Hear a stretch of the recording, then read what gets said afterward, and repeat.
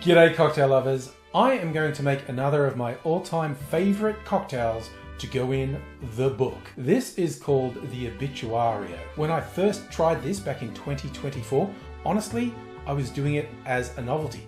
It's essentially a wet martini, but made with agave spirits. So I was like, okay, I'm really not sure how that's going to turn out. It was created by Simon Difford for a Day of the Dead event, and I thought, I'll go with it, but I did not genuinely have high hopes for it. It instantly became a favourite of mine. I rated it 9+ out of 10. For years, I'd had mezcal and tequila in my collection, and it was just for the occasional cocktail that called for them as an ingredient. But after trying this and just loving it, I spent the last couple of years actively seeking out recipes that had tequila and particularly mezcal in them. So if you're feeling a little dubious about a tequila and mezcal martini, I don't blame you, I was too, but I really recommend you try this. Fun fact, all tequila is mezcal, but not all mezcal is tequila.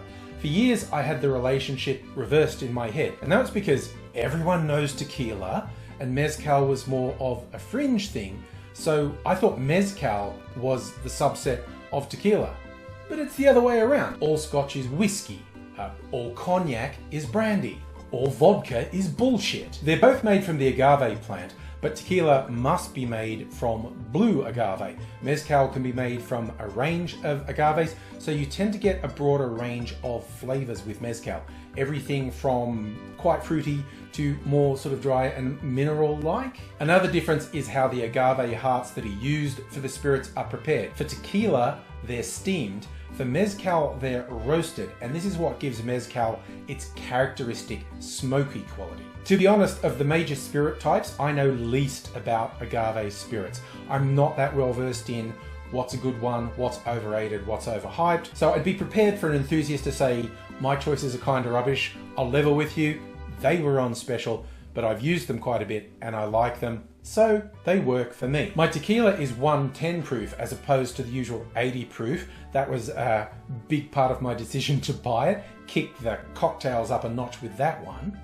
My mezcal, Peloton de la Muerte, which translates as Death Squad, is one I've had before, so when I saw it on special, I grabbed another bottle. Eagle-eyed viewers of the video may notice the worm. Well, it's actually the moth of a larva that feeds on the agave plant. The real hardcore tequila and mezcal people will say, that means it's rubbish. That's only done for tourists. It's not done for the good stuff. If there's worms or the larva or scorpions sometimes in the bottle, it's just some gimmicky thing to suck tourists in. Broadly speaking, they're right. In my defense, these worms actually come from a bottle of mezcal I bought over 10 years ago, and honestly I did like it, and just for fun I've been transferring them between bottles ever since, which might not be the best decision I've ever made for my personal health. I don't know, I'm assuming the alcohol has disinfected them, but as I said, this follows the martini template.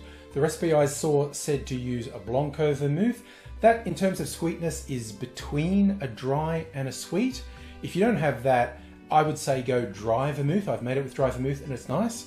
For this one, I am actually going to use Lillet Blanc, which is an aromatized wine, cousin of vermouth, strictly speaking not vermouth, but it works. One last note before making the cocktail. The name of the cocktail is the Obituario. This is from the classic New Orleans cocktail, the Obituary, which simply put is a wet martini with some absinthe thrown in. And because we're doing the agave spirits in place of the gin in this one, we're going en español, the Obituario. Now to make the cocktail in a mixing glass, we add 1.5 ounces or 45 mils of blanco tequila, then 1/2 ounce or 15 mils of mezcal, then 1 ounce or 30 mils of your vermouth, then 2.5 mils, about 1/2 bar spoon or 3 dashes of absinthe. Add ice to the glass, stir that for 20 to 25 seconds to chill and dilute the drink. I'm straining that into a chilled Nicanora glass. And here it is, my Obituario. This is one of the cases where I really like my bright blue absinthe, because when you just put a couple of dashes in a clear drink, you get this really light, icy blue thing. And also, it really annoys weird gatekeepers who think absinthe is not allowed to be blue. I've explained this multiple times. It's a little gimmick of these makers. The strength is color-coded, blah-de-blah-de-blah. Basically, if you're going to be a gatekeeper, I think you're an annoying dork. Shut up, go away. I'm going to try this now. Just how I remember it. Bright, clean taste with that earthy minerality underneath it. Look, if you're a gin martini lover, you might expect this to be a bit harsh, and it's certainly quite different to a gin martini, but really, trust me, try it. I was so surprised how much I like this. In general, if you want to get familiar with tequila and mezcal, I recommend just finding recipes that you like and substituting the spirits, particularly if it's a white spirit. Substitute the white spirit with tequila and or mezcal and see what you get.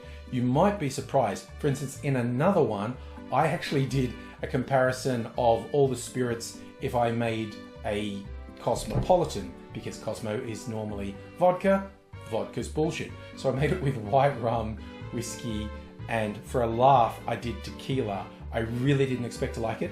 That was my favorite. So don't be shy. If, like me, you know the least about it, it's time to explore. Check out some tequila and mezcal drinks and start with this one, the Obituario. Cheers.